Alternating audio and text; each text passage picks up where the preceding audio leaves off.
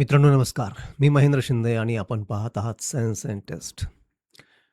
मित्रांनो आपल्याला माहीतच आहे की 20 जुलैपासून आपल्या भारतीय राजकारण बदललेलं आहे.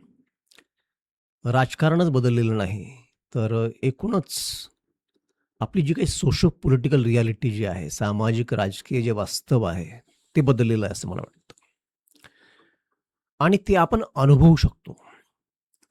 म्हणजे कॉकरोच जनता पार्टीचं जे काही सर्वात मोठं यश असेल, ते शिक्षा मंत्री धर्मेंद्र प्रधान यांचा राजीनामा नाही आहे.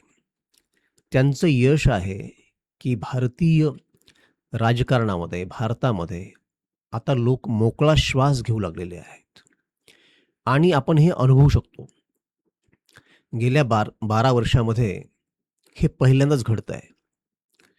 आणि एक गोष्ट लक्षात आली, की कुठेतरी ठिणगी पडावी लागते आणि नंतर बदल व्हायला फारसा वेळ लागत नाही. आणि आजच्या जमान्यामध्ये जिथं की प्रत्येकाच्या हातामध्ये मीडिया आहे, मोबाईलच्या माध्यमानं. लोक पाहू शकतात, लोक ऐकू शकतात, सगळ्याच नेत्यांना आणि संदेश वहन अगदी रिअल टाईममध्ये होतंय. अशा काळामध्ये हे साहजिक आहे. मित्रांनो, पुढच्याही काळामध्ये पक्ष कुठलाही असो सत्तेवर, म्हणजे काँग्रेस असेल, भारतीय जनता पार्टी असेल, आणखी कुठला पक्ष असेल. आता त्यांना पहिल्यासारखं राज्य नाही करता येणार. आता त्यांना पहिल्यासारखं गव्हर्नमेंट नाही चालवता येणार. कारण राजकारण बदललंय असं नाही, तर समाज बदललाय. हे आपण लक्षात घेतलं पाहिजे आणि तो बदललाय ह्या सोशल मीडियाच्या माध्यमानं. तरुण पिढी सगळ्या जगातला मीडिया पाहते आहे. वेगवेगळ्या जगामध्ये काय होतंय. आजच्या जगाची राजकीय भाषा काय आहे? लोकशाही हे आजचं वास्तव आहे. सर्वांनी स्वीकारलेलं गव्हर्नमेंट करण्याचं, राजकारण करण्याचं, देश चालवण्याचं माध्यम आहे. ती एक पद्धत आहे. ही सर्वांनी स्वीकारलेली आहे. इंडिव्हिज्युअलचे म्हणजे एका व्यक्तीचे मूलभूत स्वातंत्र्य काय आहेत, याची त्यांना जाणीव झालेली आहे.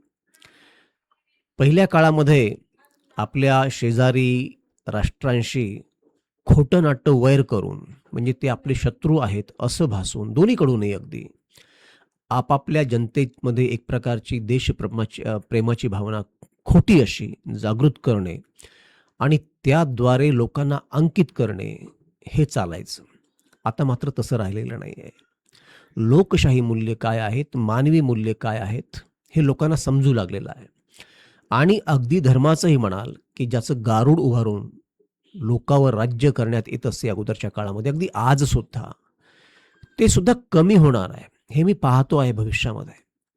कारण सगळ्याच धर्माची माहिती, सगळ्याच गोष्टींची माहिती आता माध्यमाद्वारे उपलब्ध झालेली आहे. त्यामुळं दुसरा, द अदर म्हणजे आपला एनिमी, ही भावना आता कमी-कमी होत जाणार आहे. अगदी आपण पाहिलं, की भारतामध्ये ज्या अनुषंगाने आपण बोलत आहोत, ते कॉकरोच जनता पार्टीचं आंदोलन. त्या आंदोलनाला अगदी वेगवेगळ्या राष्ट्रातील राष्ट्राध्यक्षांनी, पंतप्रधानांनी अगदी फार जवळून पाहिलेलं आहे. त्यामुळे ते प्रेरित झालेले आहेत आणि अगदी अशा प्रकारचं आंदोलन आपल्या देशामध्ये, म्हणजे त्या देशामध्ये कसं होईल, याची त्यांना स्वप्न पडू लागलेली आहेत. आणि लोकांना जात, धर्म, देश, संस्कृती यामध्ये विभागून इथून पुढे फार काही राज्य करता येईल असं मला वाटत नाही.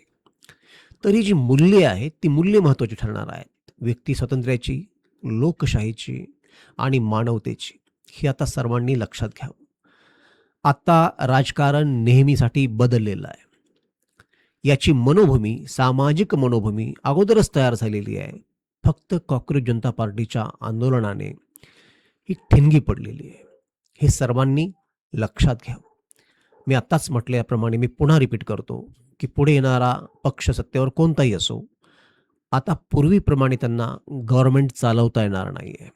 कारण आता लोक पहिल्यासारखे लोक राहिले नाही आहेत.